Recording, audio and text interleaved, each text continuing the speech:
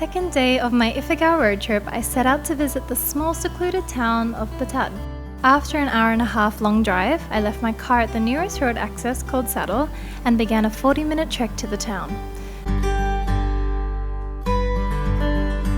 This lack of road accessibility is one of the reasons Batad has been able to preserve most of its traditions and simplistic ways of life. The town itself is connected by a series of roughly cobbled paths and steps. Along the path, glimpses of the terrace-cradled town below peek through the foliage. When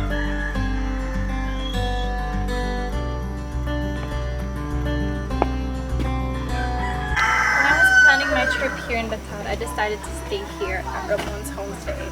Mostly because I was really interested in staying in the traditional bahay kubo, which is like the traditional housing used by the tribal people.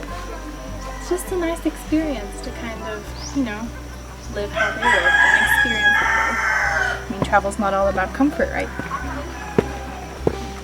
This hut, my sleeping place for the next 2 nights. It is a traditional bahay kubo, which in Filipino is like a grass hut. And the only entrance is from a ladder. And in the fashion of a traditional bahay kubo, there is no light in the hut. That's what travel is about. It's about experiencing it. And I just wanted to experience this.